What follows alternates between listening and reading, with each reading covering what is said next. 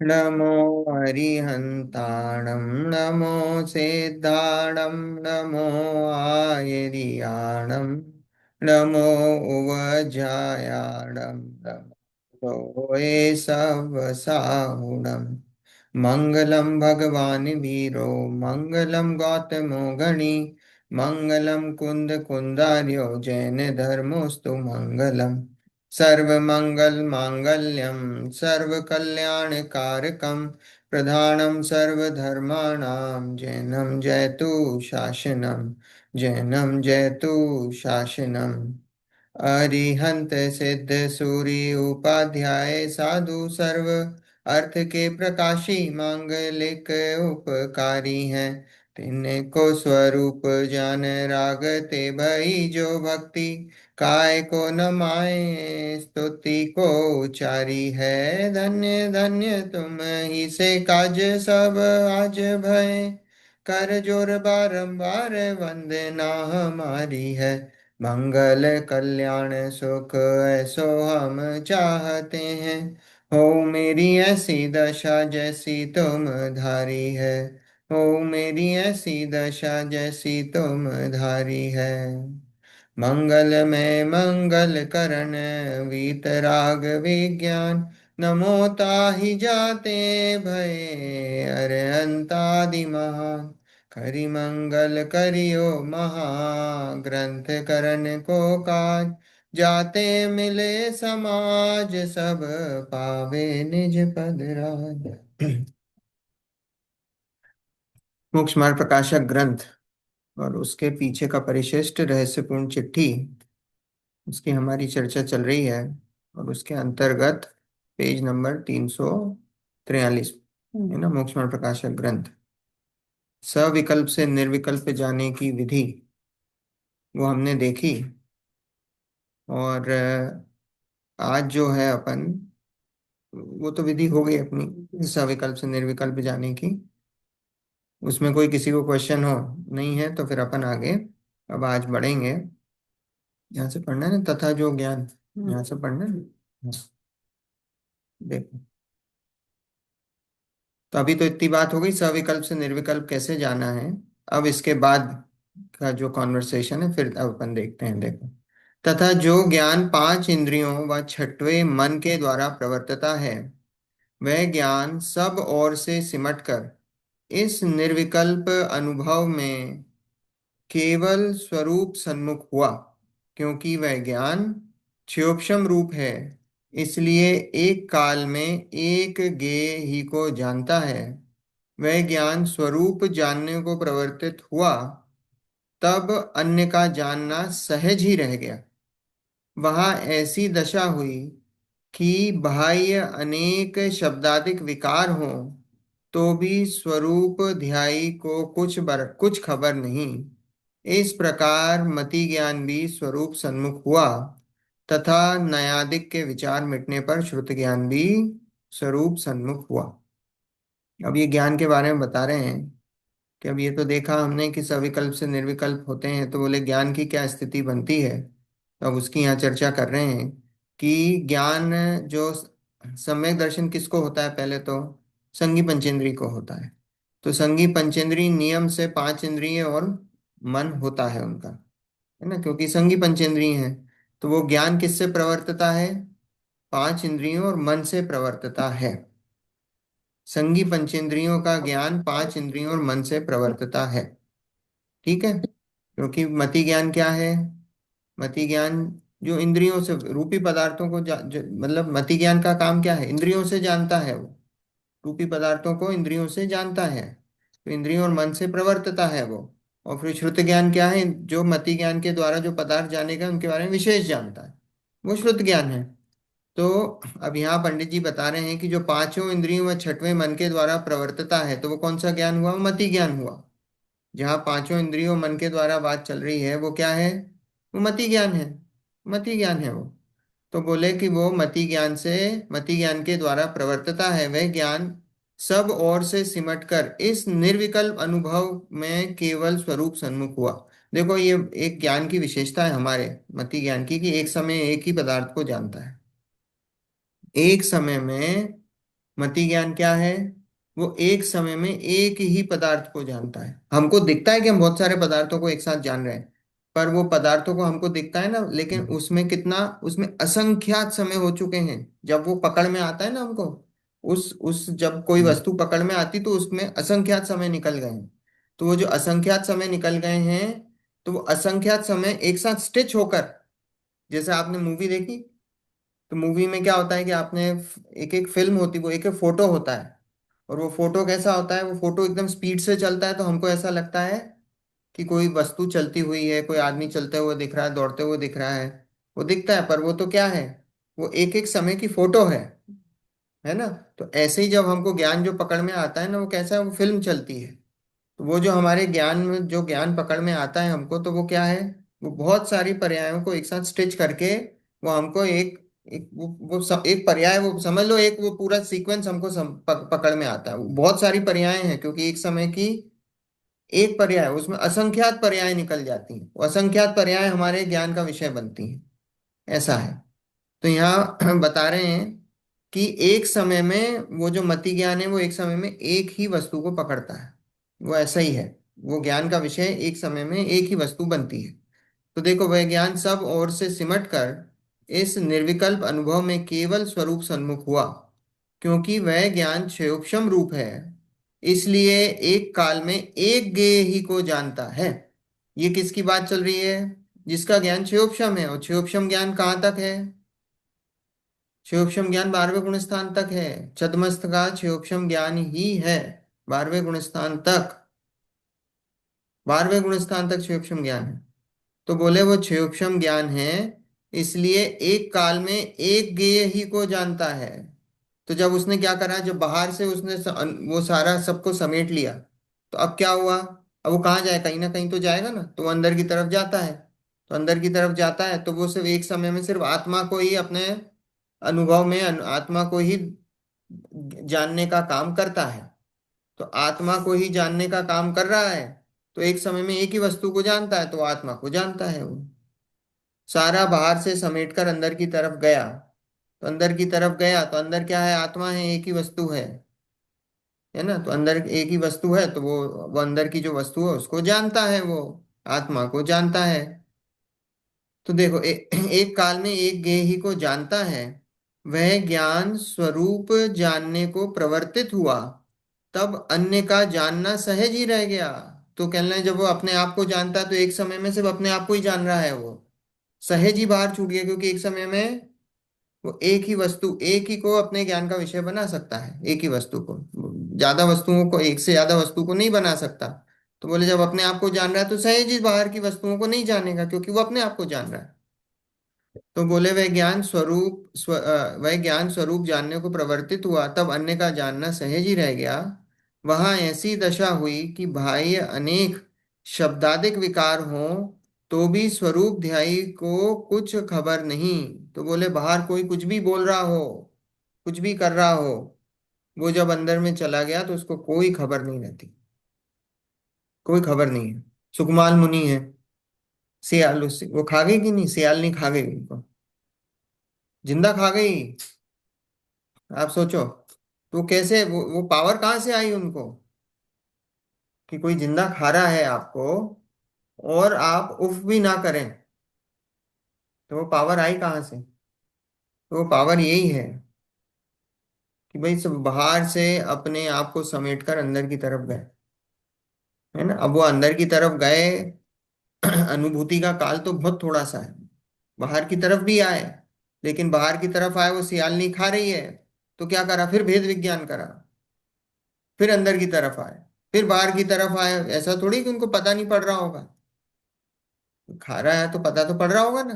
पर वहां से उसी समय भेद विज्ञान चल रहा है, भेद विज्ञान फिर कर रहे हैं, फिर भेद विज्ञान कर रहे हैं। अब स्थिति देखो। हम्म। पांडवों के उन पे सर पे सिगड़ी जला दी। नो, हम्म। पांडव को कैसे तो कैसे हुआ? लोहा आभूषण पहनाए। हाँ, लोहा आभूषण पहना दिया, गज कुमार के सर पे सिगड़ी जलाई, या है ना। तो क्या, कैसे हुआ? तो वो ऐसे ही हुआ कि वो जो भेद विज्ञान है, भेद विज्ञान है, बाहर की तरफ दृष्टि फिर अंदर, फिर बाहर की तरफ दृष्टि फिर अंदर। हम्म। ऐसा है।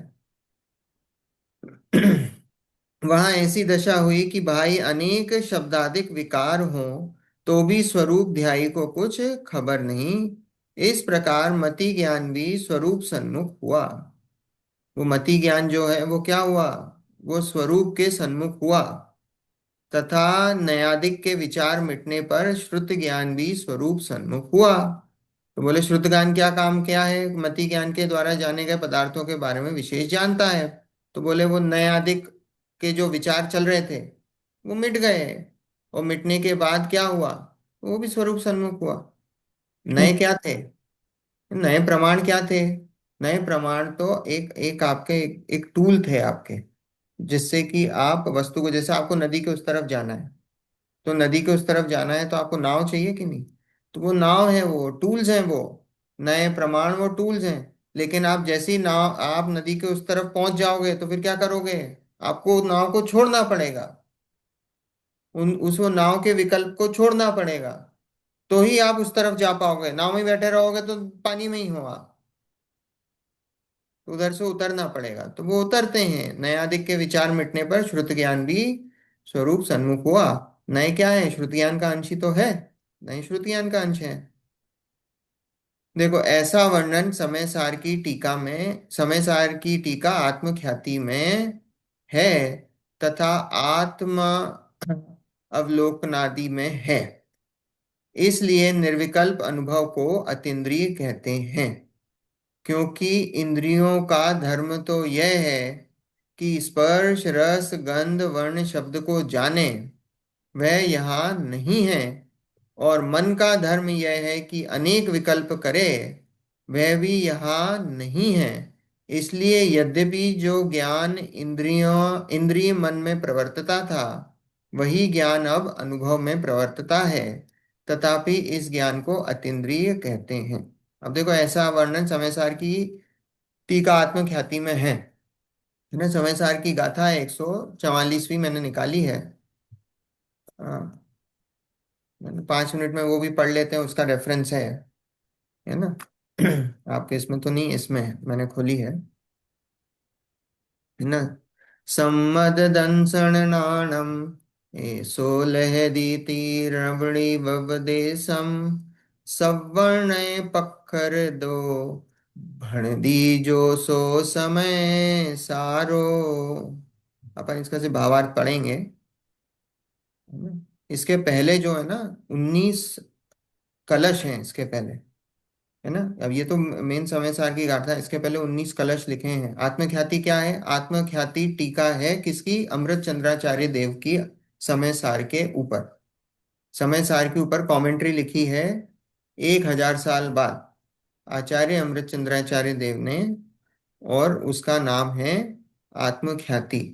तो आत्मख्याति टीका में उन्होंने कलश लिखे हैं, तो उसके इसके पहले 19 कलश हैं। 19 कलश में सिर्फ यही बताया है नय के बारे में और प्रमाण के बारे में, उन सब की चर्चा है। और फिर उन सब उनकी चर्चा के बाद अभी यहाँ बता देंगे कि आत्मा उनसे अलग, उसकी चर्चा करेंगे।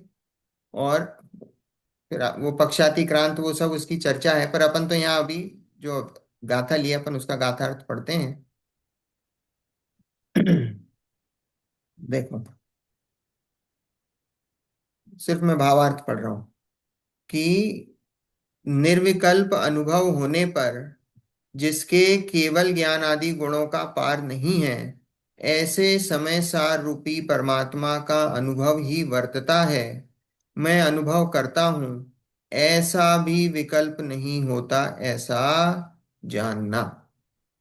क्या? कि जब निर्विकल्प अनुभव होता है, ये निर्विकल्प अनुभव होने पर कैसी दशा होती है कि जिसके केवल ज्ञान आदि गुणों का पार नहीं। ये किसकी बात चल रही है? आत्मा की बात चल रही है। कि जब आत्मा में जब निर्विकल्प अनुभव होता है तो आत्मा की शक्ति कैसी है?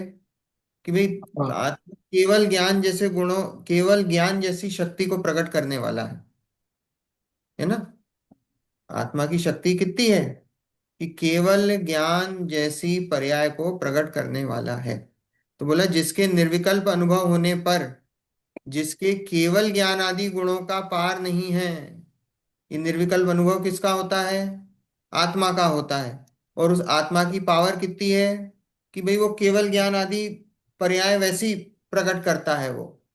उस निर्विकल्प अनुभव के कारण उसका उसकी पावर कितनी है निर्विकल्प अनुभव की, कि वो उस निर्विकल्प अनुभव में अगर आप टिके रहो तो क्या होता है, केवल ज्ञान आदि गुण ऐसे प्रकट होते हैं जीव के, है ना।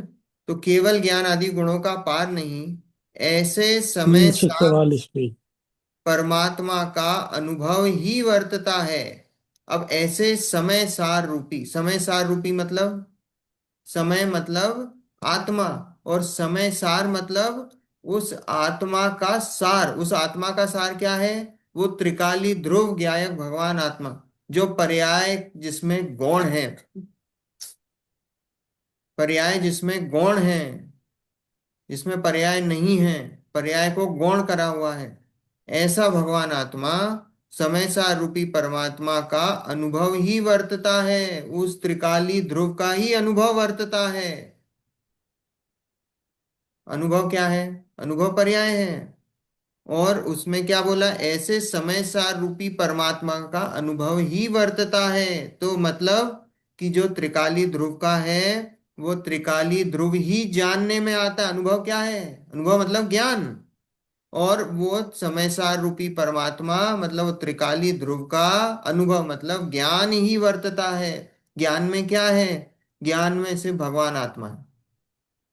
निर्विकल्प में क्या आता है अनुभव में, निर्विकल्प का अनुभव मतलब जो त्रिकाली ध्रुव है उसका अनुभव। वो पर्याय अपने आप को क्या मानती है कि मैं ध्रुव हूं, पर्याय अपने आप को ध्रुव मानती है। आ रही बात समझ में? पर्याय ध्रुव, पर्याय का समय के काल कितना, एक समय की पर्याय, पर वो एक समय की पर्याय अपने आप को क्या मानती है कि मैं ध्रुव हूं। बताइए समझ में? हाँ आंटी पूछिए, क्या क्या क्वेश्चन है। मैं ये पूछना चाह रही थी कि ये जो निर्विकल्प का अनुभव, अभी वर्ड आपने यूज किया, ये अपने आप हो जाता है या इसके लिए कुछ करना होता है उनको? क्योंकि जब अगर कुछ करने लगेंगे, सोचने लगेंगे, तो निर्विकल्प रह ही नहीं गया।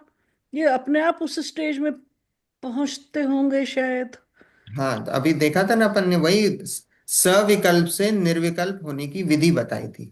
अपने हम्म। दो बार से क्या चल रहा है कि हम्म। सविकल्प से निर्विकल्प होने की विधि। तो जी। सविकल्प में क्या होता है कि सविकल्प में सबसे पहले हम बाहर से अपनी दृष्टि को समेट के अंदर की तरफ लाते हैं, कि जो राइट। हमारा विकल्प अभी बाहर की तरफ चल रहा था, पर वस्तुओं में विकल्प चल रहा था, उन पर वस्तुओं से अपने ज्ञान को खींचकर कहाँ लाते हैं, अपनी तरफ लाते हैं, समेटते हैं।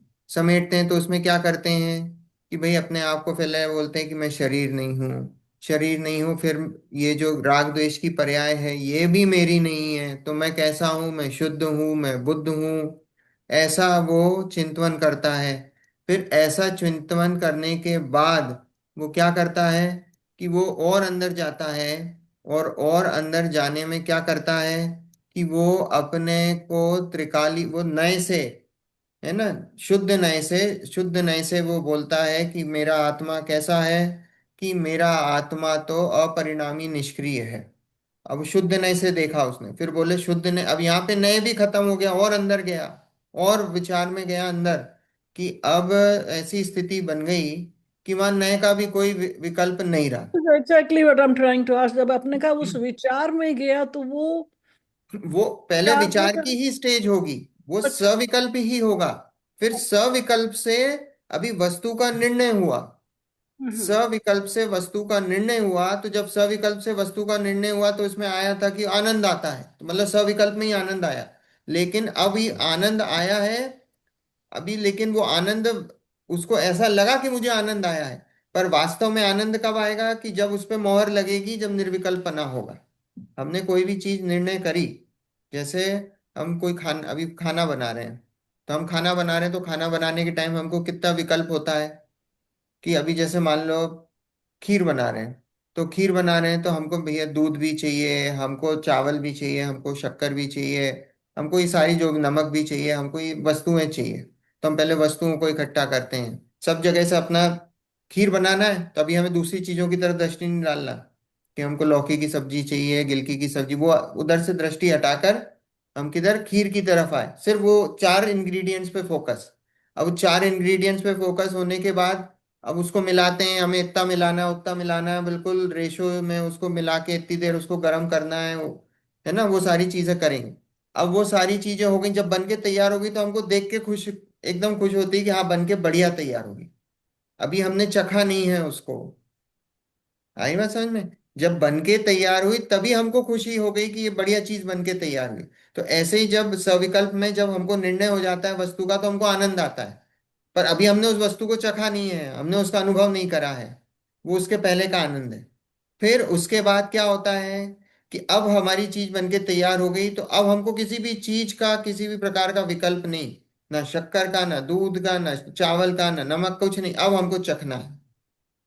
तो ऐसे ही आत्मा में जब ये सारी चीजों से हमारा नए प्रमाण से वस्तु निश्चित हो गई, उसके बाद क्या करना है, हमें इन सब का विकल्प छूट गया। अब तो बस ये जो है वो वस्तु वही मैं हूं। बस पर ये जहां निर्णय लेकिन हो ये गया जो वो निर्विकल्प। एग्जाम्पल आप दे रहे हो ना, तो इसमें मुझे जो थोड़ा सा वो लग रहा है कि जैसे खीर बन गई है आपकी, रखी हुई है, लेकिन आपको चखने के लिए भी कुछ एफर्ट्स तो करना पड़ेगा ना। आपको हाँ तो वो हाँ तो वो बोल में चखने का, अब डालोगे देखो या एग्जाम्पल, एग्जाम्पल है वो एक देश है, हाँ, नहीं मैं समझ समझाने गई, के लिए समझ है। गई। है ना हाँ। सब? एग्जाम्पल को ऐसे लिटरल मत समझाने का। अब वो चख लिया, एफर्ट जो है वो एफर्ट हो गया, समझ लो कि वहां तक वस्तु आ गई है, आपकी पकड़ में आ गई है। हमें हम्म। कहीं दूसरा बाहर नहीं जाना वस्तु को ही। तो एग्जाम्पल है खीर का कि जब हमको वस्तु को चखना है, पर मान लो चख रहे हैं तो चखने में फिर हमें ये विकल्प नहीं होता कि हमने चावल को 40 मिनट पकाया था, हमने दूध को 30 मिनट पकाया था, इसमें 4 चम्मच चीनी डाली थी। वो कोई भी विकल्प नहीं होता है। हमें तो उसका स्वाद लेते हैं बस। तो ऐसे ही जब वस्तु पकड़ में आती है तो फिर बस वस्तु का अनुभव करते हो, उस निर्विकल्प अनुभूति का आनंद लेते हो। ओके। आ रही बात समझ? ऐसा अनुभूति। ये सीक्वेंस है, ये अपना चलिए, अभी 2 दिन यही चर्चा चली। हम है ना? हम नहीं, वो तो है, लेकिन थोड़ा थोड़ा सा मैं उसको पता नहीं ऐसे ही। ओके। अब वो थैंक बार बार आप देखो, बार बार उसको आप पढ़ोगे और प्रैक्टिस में भी लाओगे तो वो धीरे धीरे बात बैठेगी। है ना? यू। पहली बार एकदम से बैठने में थोड़ा टाइम लगता है। कोई भी चीज वस्तु पे अगर आप पहली बार कोई भी चीज पढ़ रहे हो तो एकदम से समझ में थोड़ी आती है। तो राइट। थोड़ा समय लगेगा, पर कोई इसमें कोई घबराने वाली बात नहीं। Thank you. देखो, ऐसे समय सारूपी परमात्मा का अनुभव ही वर्तता है। मैं अनुभव करता हूं ऐसा भी विकल्प नहीं होता, ऐसा जानना। ऐसा भी विकल्प नहीं होता कि मैं अनुभव कर रहा हूं वस्तु का। अपने आप को वो वस्तु ही मानता है बस। क्योंकि अगर ऐसा भी माने कि मैं अनुभव करता हूं तो विकल्प है, क्योंकि उस वस्तु से अपने आप को अलग मान लिया उसने। उस वस्तु से वो अभेद है। वो जो पर्याय है वो द्रव्य से दोनों पसंद से दिखाई। अभेद हो गई है। इधर इधर। वो जो पर्याय दो है 344। उसमें वो त्रिकाली ध्रुव ज्ञायक भगवान आत्मा जानने में आ रहा है, वो पर्याय द्रव्य से अभेद हो जाती है। वो भेद नहीं बचता है। बात आ रही समझ में? तो जब वो अभेद होता है तभी वस्तु का आनंद आता है, क्योंकि वहां फिर निर्विकल्पना होता है। ठीक है। नहीं तो बहुत शॉर्ट में लिया। तो यहाँ पे अब गुरुदेव के हैं तो गुरुदेव के तो पूरे जो है 19 वो भी हैं। क्या नाम से, जो आत्मख्याति टीका है उसके कलश भी उन्होंने दिए हैं। एनीवेज अपने अपन उतना समझ, क्योंकि कहाँ से चालू हो गया?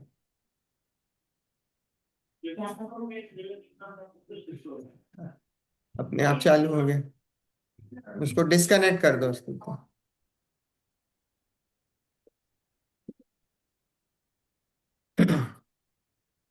देखो, ऐसा वर्णन समय सार की टीका आत्मख्याति में है तथा आत्म अवलोकन आदि में है। इसलिए निर्विकल्प अनुभव को अतीन्द्रिय कहते हैं। निर्विकल्प अनुभव को अतीन्द्रिय कहते हैं, क्यों कहते हैं? क्योंकि जो आप वस्तु जानने में आ रही है वो कैसी है? वो अमूर्तिक है।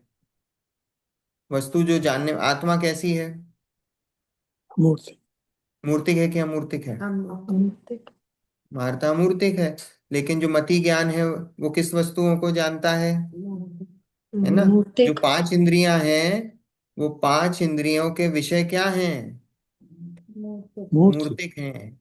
तो पांच इंद्रियों के विषय मूर्तिक हैं, है ना? इसलिए उसको किसी अपेक्षा से कथनचित रूप से क्या बोलते हैं कि निर्विकल्प अनुभव को अतीन्द्रिय कहते हैं। क्योंकि वहां फिर मति ज्ञान से जाना ना, तो मति ज्ञान से जाना, और मति ज्ञान किसको जानता है?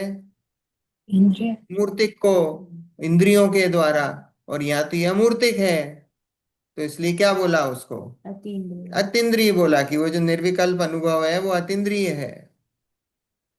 बात आ रही समझ में?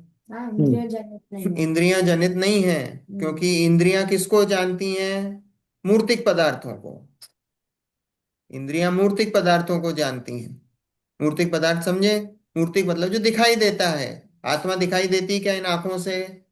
नहीं दिखाई देती है। सिर्फ उद्गल द्रव्य के अलावा पांच द्रव्य जो हैं वो कैसे हैं?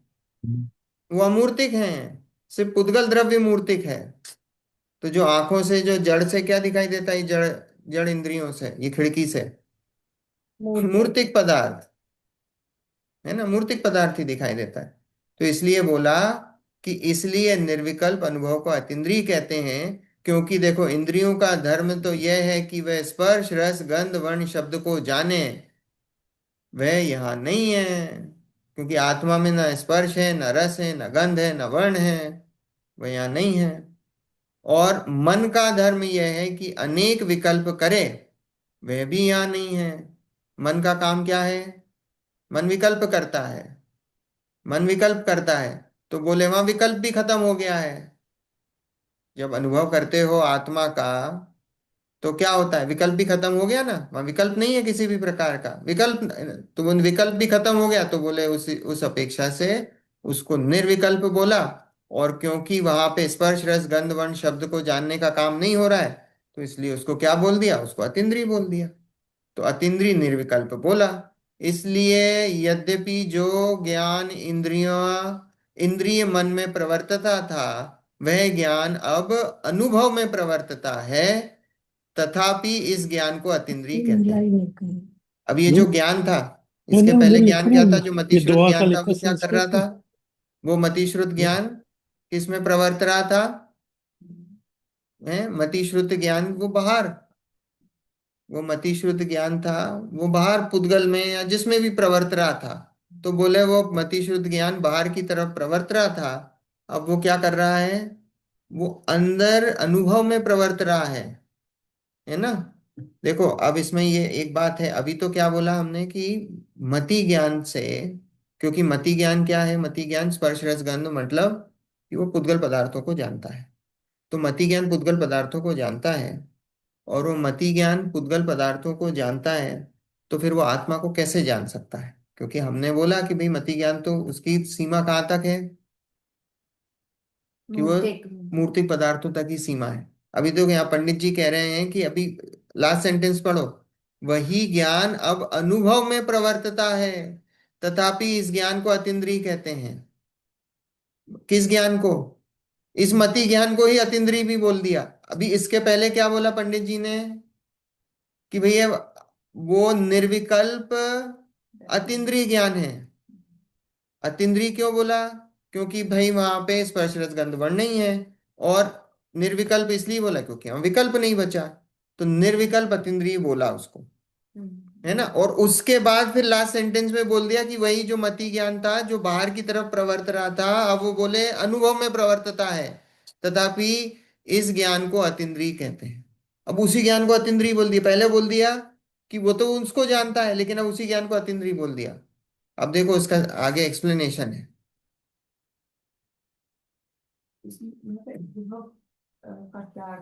अनुभव मतलब ज्ञान, जानना। प्रतीति तो श्रद्धा, अनुभूति, है ना? अनुभव मतलब उसको जानना। अनुभव मतलब अनुभव का जो काल है वो शुद्धोपयोग का काल। अनुभव का अनुभव। ज्ञान से पहले? ज्ञान से पहले भी तो जान ही रहे थे, तो हाँ। अनुभव में भी जान रहे हैं। नहीं, अनुभव मतलब जो उस चीज को चखा, जैसे खीर बन के तैयार हुई, खीर बन के तैयार, फिर आपने खीर को चखा तो वो उसका अनुभव करा खीर का। एक्सपीरियंस। राइट। तो वो शुद्धोपयोग का काल। अनुभव मतलब वो शुद्धोपयोग का काल, जब आप उसका एक्सपीरियंस कर रहे हो, जब आत्मा को आप एक्सपीरियंस कर रहे हो, आत्मा को जान रहे हो, आत्मा का वेदन कर रहे हो, वो अनुभव का काल। आ रही बात समझ में? शुद्धोपयोग का काल वो अनुभव का काल। देखो, तथा इस स्वानुभव को मन द्वारा हुआ भी कहते हैं, क्योंकि इस अनुभव में मति ज्ञान श्रुत ज्ञान ही है, अन्य कोई ज्ञान नहीं है। मति श्रुत ज्ञान इंद्रिय मन के अवलंबन बिना नहीं होता। सो यहाँ इंद्रिय का तो अभाव ही है, क्योंकि इंद्रिय का विषय मूर्तिक पदार्थ ही है। तथा यहाँ मन ज्ञान है, क्योंकि मन का विषय अमूर्तिक पदार्थ भी है। इसलिए यहाँ मन संबंधी परिणाम स्वरूप में एकाग्र होकर अन्य चिंता का निरोध करते हैं, इसलिए इसे मन द्वारा कहते हैं। एकाग्र चिंता निरोधो ध्यानम, ऐसा ध्यान का लक्षण ऐसा अनुभव दशा में संभव है। देखो, या आपने पहली बार सुना हो, या तो मुझे नहीं पता कि इसके पहले सुना हो कि मन का काम क्या है। हम बोलते हैं ना, संगी पंचेंद्री जीव को ही क्यों सम्यक दर्शन की पात्रता है। तो वो इसलिए है क्योंकि मन का काम यह है कि मन रूपी और अरूपी दोनों पदार्थों को जानता है। मन क्या काम क्या है कि वो रूपी और अरूपी वो दोनों पदार्थों को जानता है। ठीक है। तो अब देखो, अभी तो आ गया था क्या कि जो मति ज्ञान में हमने इंद्रियां देखी, पांच इंद्रियां, पांच इंद्रियां तो लिखा है कि पांच इंद्रियां सिर्फ मूर्तिक पदार्थ को जानती है। लेकिन अब संगी पंचेंद्रिय उसका मन भी है, और मन के द्वारा भी जानता है वो। मन के द्वारा भी विकल्प होता है, मन के द्वारा भी जानता, विकल्प मतलब जान रहा है, विकल्प हो रहा है। तो मन के द्वारा भी जानता है। और मन का काम ऐसा है कि वो ड्यूअल है, कि वो रूपी पदार्थों को भी जानता है और अरूपी पदार्थों को भी जानता है। आज जैसे हमने छह द्रव्यों का बोला, बताया आपको, तो छह द्रव्यों का आपको बताया, तो आप जीव के बारे में और धर्म अधर्म आकाश काल उसके बारे में भी जान तो रहे हो ना, जान तो रहे हो ना। तो वो जानने का काम कहाँ हो रहा है कि हाँ भाई ये अरूपी होते हैं, ये जानने का काम कहाँ हो रहा है? तो ये जानने का काम मन करता है। ये अरूपी पदार्थों को जानने का काम मन करता है, ये मन की ड्यूटी है। ज्ञान। ज्ञानी है वो मन के द्वारा ज्ञान प्रवर्तन करता है। वो मति ज्ञान का ही भेद है। इंद्रियों और मन के द्वारा जाना गया जो वस्तु होती है वो मति ज्ञान है। अब मति ज्ञान में हमने इंद्रियों का तो अलग खाता कर दिया, क्योंकि वो सिर्फ रूपी पदार्थों को जानती है। अब उसमें जो मन है, वो मन क्या करता है? वो रूपी और अरूपी वो दोनों पदार्थों को जानता है, मूर्तिक और अमूर्तिक दोनों पदार्थों को जानता है। तो इंद्रियां तो सिर्फ रूपी में चली गई, लेकिन मन जो है वो दोनों का, रूपी और अरूपी दोनों को जान रहा है। तो हम लोग कैसे निर्णय करते हैं कि भाई हमारा मन निर्णय करता है अरूपी पदार्थों के बारे में। वो मन, मन के जो मन है वो मन निमित्त बनता है उधर, उसका निर्णय करने में। बात आ रही समझ में? ये तो निमित्त ही है ना, है तो ज्ञान ही है, at the end of the day सब ज्ञान ही है। पर वो ज्ञान किसके द्वारा प्रवर्तन कर रहा है? इंद्रियों के द्वारा या मन के द्वारा? बात आई समझ में? तो वो मन के द्वारा जो प्रवर्तन कर रहा है ज्ञान, वो उसका ड्यूअल पर्पस है। वो ड्यूअल पर्पस है कि वो रूपी और अरूपी दोनों पदार्थों का निर्णय कर, इसलिए संगी पंचेंद्रिय ही सम्यक दर्शन की पात्रता रखते हैं। क्योंकि असंगी तो क्या है, उनकी इंद्रियां हैं। मान लो असंगी की पांच इंद्रियां भी हैं, पर वो रूपी अरूपी पदार्थों का निर्णय नहीं कर सकता। तो जब उसको वो ज्ञान में नहीं आ सकते हैं, तो वो सम्यक दर्शन की पात्रता नहीं रखता, वो सम्यक दर्शन की। आ रही बात समझ में? लॉजिक आया समझ में? ये संगी का क्यों क्यों है ऐसा, है ना? अब ये जो मन है ना, वास्तव में मन की डेफिनेशन क्या है?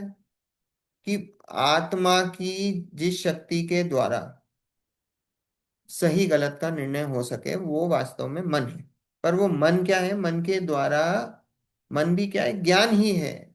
वो ऐसी शक्ति है, वो ज्ञान है, जिसके द्वारा वो जानने देखने का काम करता है और सही गलत का निर्णय करता है ना? ये ऐसा, ये मन का ऐसा, ये पर्पस है मन का, है ना? है तो शक्ति, कोई ऐसा कोई वो नहीं है आत्मा में, कोई ऐसा कोई मन बना हुआ नहीं है। एक तो द्रव्य मन है, एक भाव मन है। तो द्रव्य मन क्या है कि वो बताते हैं वही सूक्ष्म पुद्गल परमाणुओं का कमल की पंखुड़ी के जैसा, वो द्रव्य मन है। वो सभी संगी पंचेंद्रियों में है, दिखाई नहीं देता है। और एक भाव मन है। तो भाव मन क्या है? वो आत्मा की शक्ति ही है।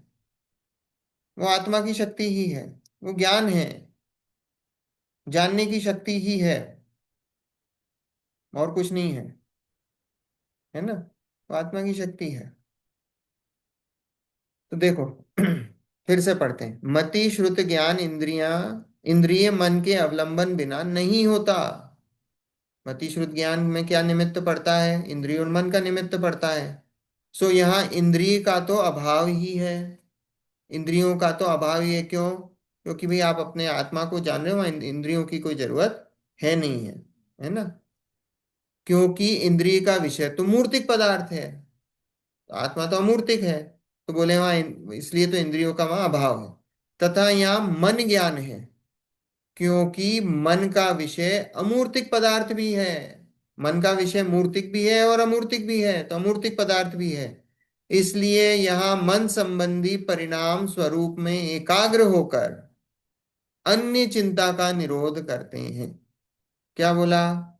कि इसलिए यहाँ मन संबंधी परिणाम स्वरूप में एकाग्र होकर, अब मन से अपनी आत्मा का निर्णय कर कर बाकी जो विकल्प हो रहे थे मन संबंधी, उनका निरोध करते हैं। मन से क्या करते हैं? मन से अपनी आत्मा को पकड़ते हैं, क्योंकि वह मूर्तिक है। मन से आत्मा को पकड़कर बाकी मन के भी और भी विकल्प चलते हैं, क्योंकि मन से क्या है, और दूसरे पदार्थों को भी जानते हो आप, रूपी अरूपी दोनों को। तो बोलो उन सबके विकल्प रोकते हैं, अब सिर्फ आत्मा को विषय बनाते हैं। और ये ऐसी शक्ति है अपने मति ज्ञान की, कि एक समय में एक ही पदार्थ को वो विषय बनाता है जानने का। तो जब अपने अपने आप पर दृष्टि केंद्रित हो गई, तो अपने आप दूसरे पदार्थों का जानना छूट जाता है। सिर्फ अपनी अपनी स्व स्व को जानता है, उस वस्तु को जानता है। आई मैं समझ में? ऐसा है। स्व को जानना, इसका मतलब ये नहीं कि दूसरी वस्तु ज्ञान में नहीं आ रही होंगी, दूसरी वस्तु जानने में आती है। पर वो उसको क्या मानता है? वो ज्ञान ही है। वो ज्ञान ही है। अभी आप ध्यान में बैठे हो, और ध्यान में बैठे हो और ज्ञान में कुछ मान लो कुछ झलक गया। मान लो ताजमहल झलक गया। अब वो ताजमहल झलक गया तो वो किसका बना हुआ है? कोई ताजमहल यहाँ आ गया कि अपने अंदर? नहीं आया, वो ज्ञान की आकृति है। तो वो जो कुछ भी उस समय जानने में आ रहा है, उसको क्या है? उसको ये है कि ये मैं ही हूँ, ज्ञान ही है, ये मैं ही हूँ। आईने के अंदर कुछ भी झलकता है, वो किसका है? वो आईने की ही, वो आईने की ही पर्याय है। वो कोई वस्तु थोड़ी उसके अंदर चली गई है, वो आईने की ही पर, वो आईना ही है, वो मिरर ही है। तो बस अपने आप को वो वस्तु ही जानता है कि ये तो आत्मा ही है, ये ही मैं हूं, आत्मा ही है, ऐसा भी नहीं ये ही मैं हूं। अगर ऐसा मान लिया ये आत्मा ही है, तो दैट मीन्स वो आत्मा कोई अलग वस्तु हो गई, भेद हो गया, विकल्प हो गया। बस ये ही मैं हूं, ऐसा वो मानता है। देखो, इसलिए इसे मन द्वारा कहते हैं। और एकाग्र चिंता निरोधो ध्यानम, ऐसा ध्यान का लक्षण, ऐसा ध्यान का भी लक्षण ऐसे अनुभव दशा में संभव है। एकाग्र एकाग्र चिंता निरोधो ध्यानम, ध्यान की परिभाषा बताई है कि एकाग्र चित्त होकर, चिंता का मतलब विकल्पों का निरोध कर कर अपने में स्वरूप में समा जाना, उसी का नाम ध्यान। ज्ञान की एकाग्रता, उसका नाम ध्यान। ज्ञान की एकाग्रता, उसका नाम ध्यान। ये ध्यान की एक परिभाषा है। क्या? कि जब ज्ञान एकाग्र हो जाता है, तो ज्ञान यहाँ कहाँ एकाग्र हो गया? आत्मा में, अपने में, स्वयं में।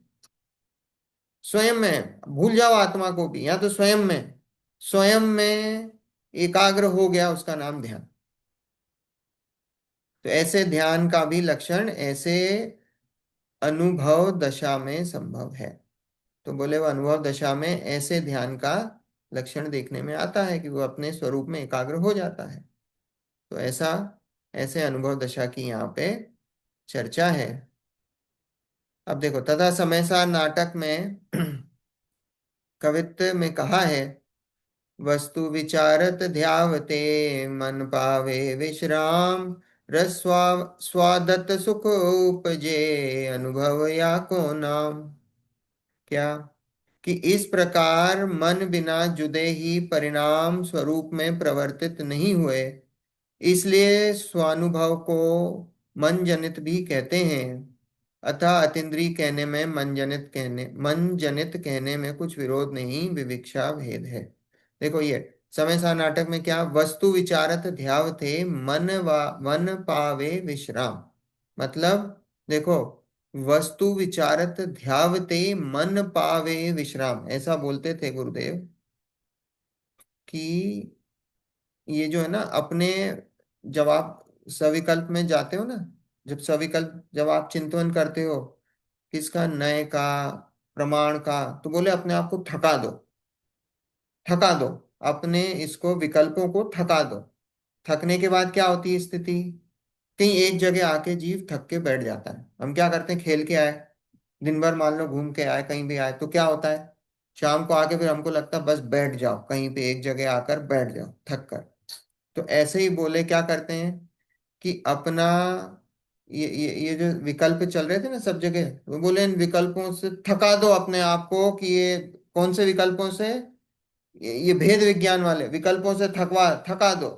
और फिर क्या करो, और फिर थक कर कहाँ आएगा वो थक कर अपनी आत्मा में ही आएगा, उन विकल्पों से थक कर। तो वस्तु विचारत ध्यावते मन पावे विश्राम, वस्तु का विचार कर करके थक जाए, और फिर मन पावे विश्राम, मतलब अपने अंदर विश्राम पाता है। और रस स्वादत सुख उपजे अनुभव या को नाम। फिर, और जब अपने अंदर जब जाता है, तो क्या करता है, अपने खुद का स्वरूप का रस लेता है। वो स्वरूप के रस लेने में मतलब स्वरूप में टिकता है, स्वरूप का अनुभव करता है, स्वरूप में टिकता है। तो बोले जब वो स्वरूप में टिकता है, स्वरूप का रस लेता है, तो सुख उपजता है, सुख उत्पन्न होता है ना, वो सुख उत्पन्न होता है। अब वो सुख कैसा है?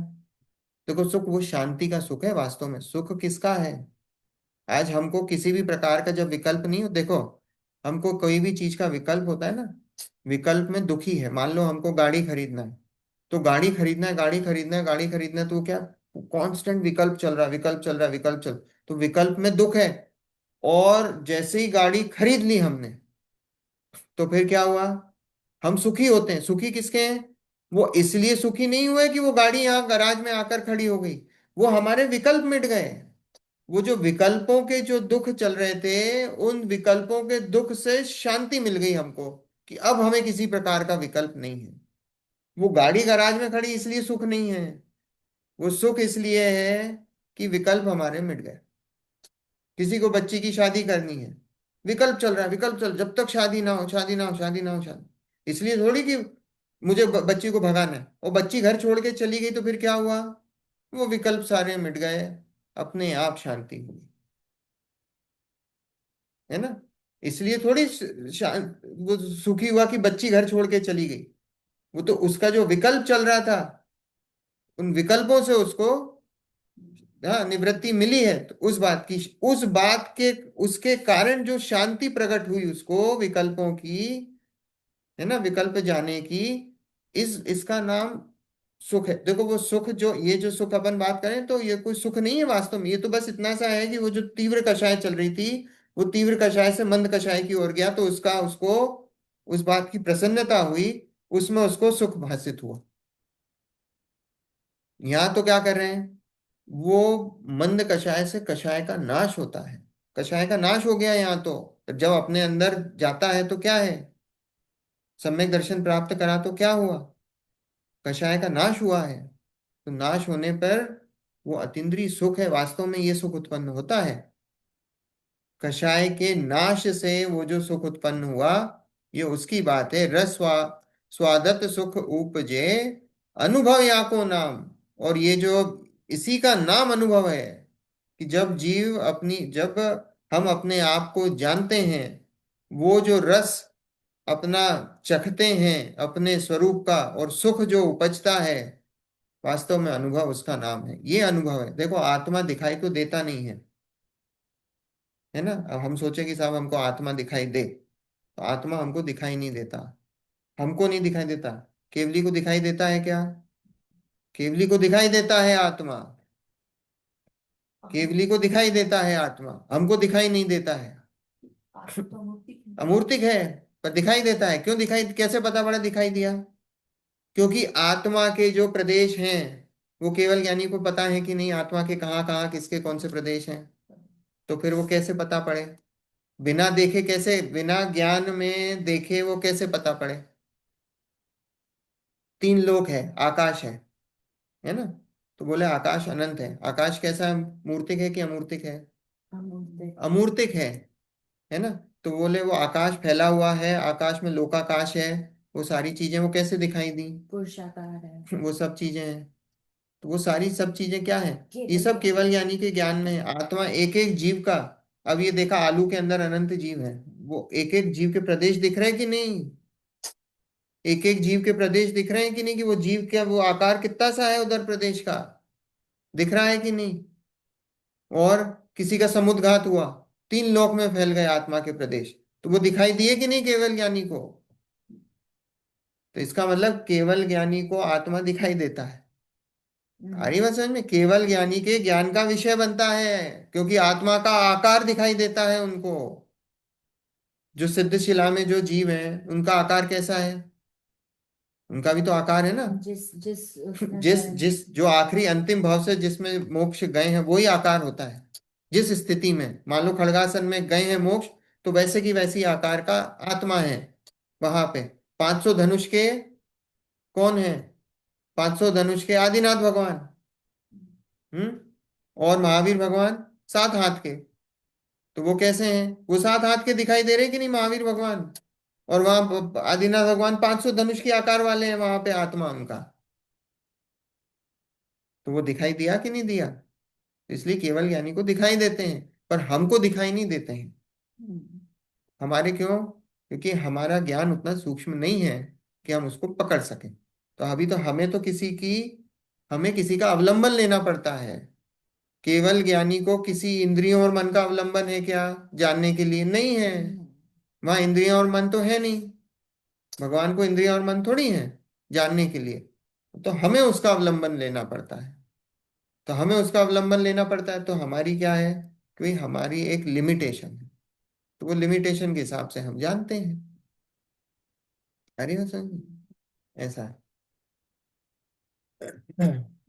देखो, इस प्रकार मन बिना जुदे ही परिणाम स्वरूप में प्रवर्तित नहीं हुए, इसलिए स्वानुभव को मन जनित भी कहते हैं। अब देखो, ये जो स्वानुभव है ना, निर्विकल्प, उसको क्या बोला, उसको मन जनित भी कहा है। अभी तक आपने ये तो सुना होगा निर्विकल्प, अतीन्द्रिय, पर उसको मन जनित भी कहा जाता है किसी अपेक्षा से। ये है स्यादवाद। मन जनित भी बोला है, और निर्विकल्प अतीन्द्रिय भी बोला है। अतीन्द्रिय भी बोला है और मन जनित भी बोला है।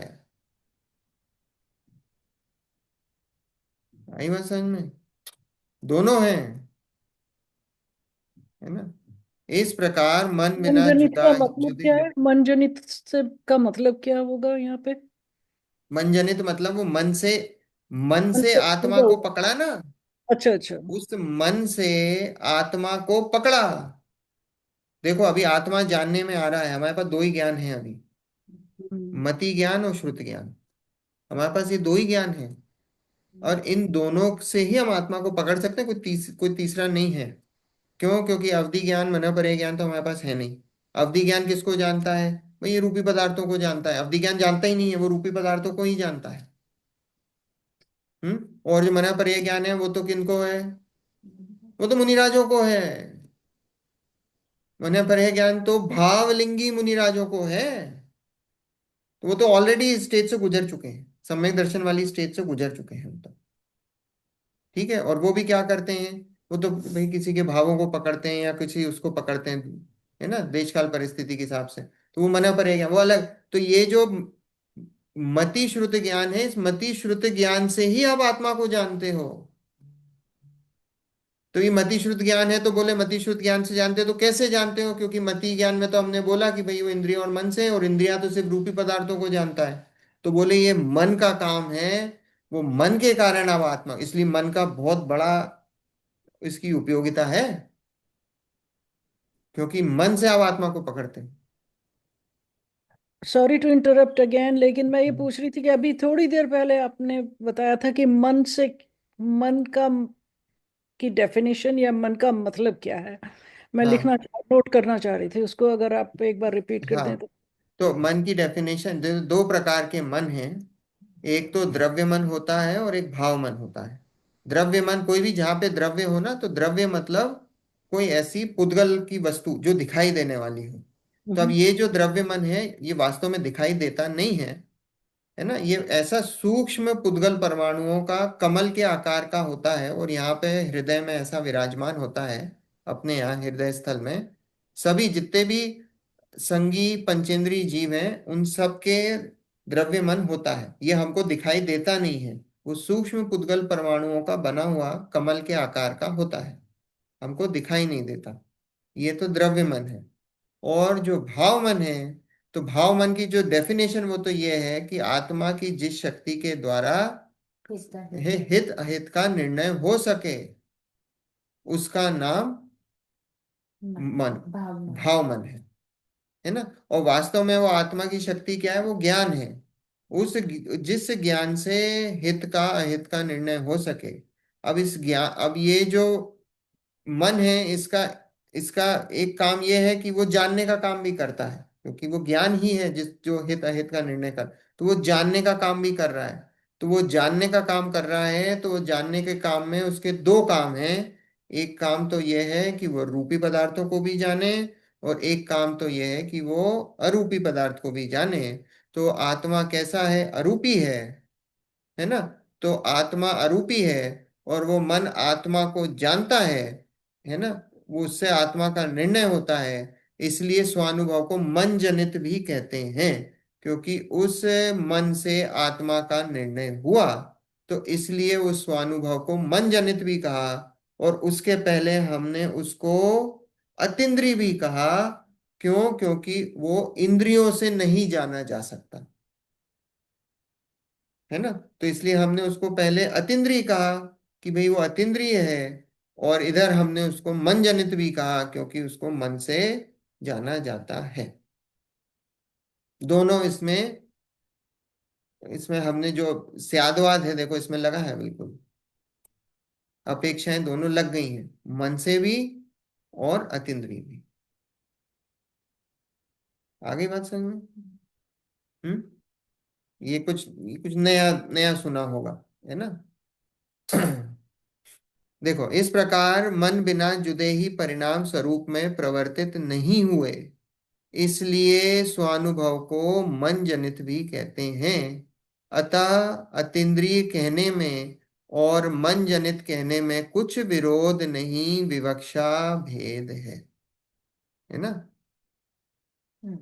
बात आई समझ में? देखो, पहला क्या, इस प्रकार मन बिना जुदे ही परिणाम स्वरूप में प्रवर्तित नहीं हुए, कि वो मन के कारण ही वो जानने में आया है। मन बिना जुदे ही परिणाम, मन के अलावा कोई दूसरे परिणाम नहीं है, वो मन से ही वो आत्मा का निर्णय हुआ है ना। इसलिए स्वानुभव को मन जनित भी कहते हैं। कोई कोई कोई अलग से कुछ नहीं था जिससे आत्मा का निर्णय, वो मन से ही निर्णय हुआ है, क्योंकि हमारे पास और कुछ है ही नहीं टूल।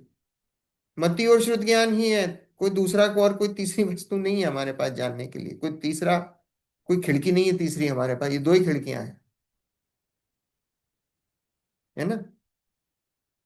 देखो आगे, तथा तुमने लिखा कि आत्मा अतीन्द्रिय है, इसलिए अतीन्द्रिय द्वारा ही ग्रहण किया जाता है, सो मन अमूर्तिक का भी ग्रहण करता है, क्योंकि मति श्रुत ज्ञान का विषय सर्वद्रव्य कहे हैं। है ना, क्या कहे हैं कि मति श्रुत, अभी इसमें ये तत्वार्थ सूत्र का है, अपन अगली बार लेंगे ये। है ना, मति श्रुतियों निर्बंधो द्रव्येश व सर्व पर्यायेषु, ये अपन अगली बार इसको लेंगे।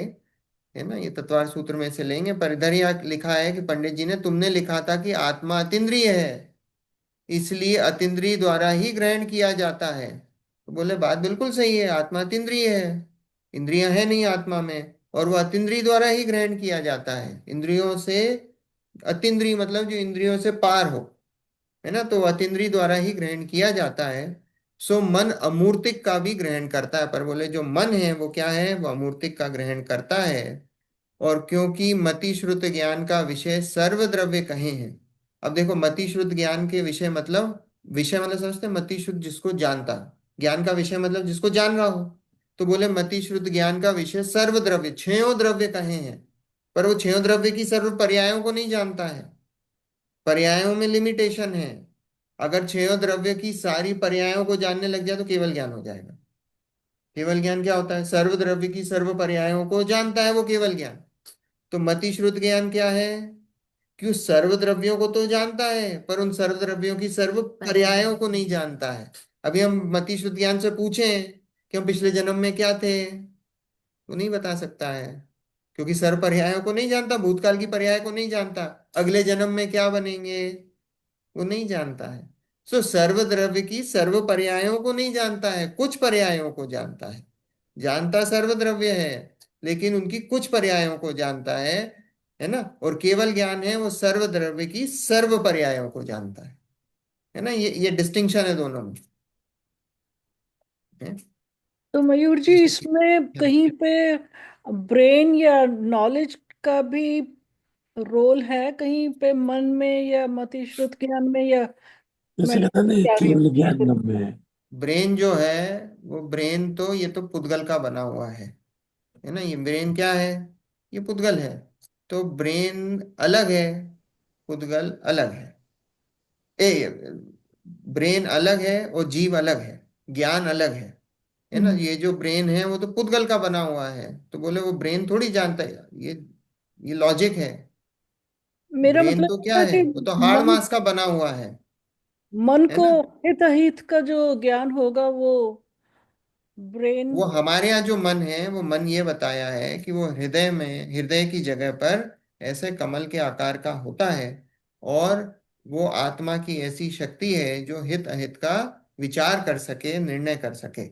है ना, हित अहित का विचार करने की उसमें शक्ति होती है मन में।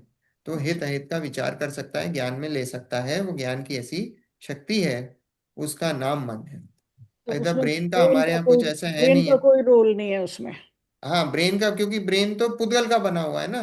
नहीं, वो तो तो है, पुद्गल, लेकिन फिर भी वो उसको कुछ भी कंट्रीब्यूशन नहीं है उसका।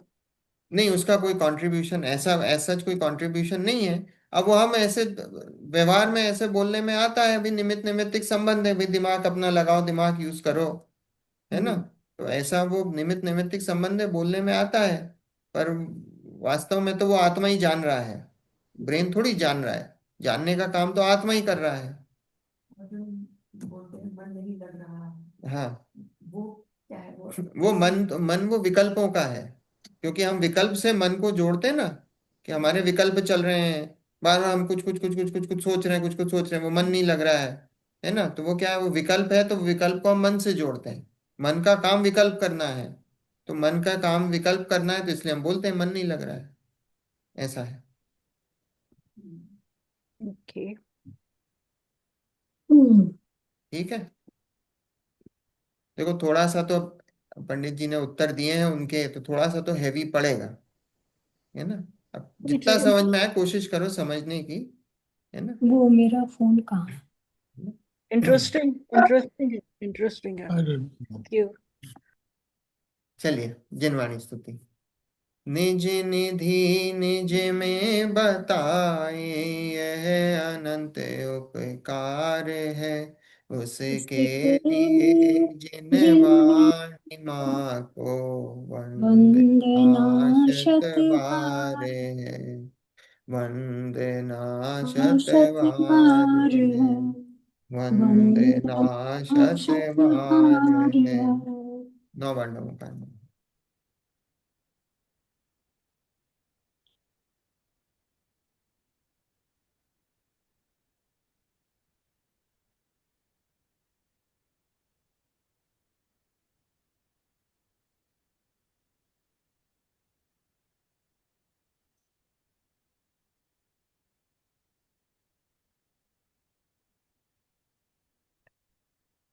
जय जिनेन्द्र। जय जिनेन्द्र। जय जिनेन्द्र। जय जिनेन्द्र। जय जिनेन्द्र।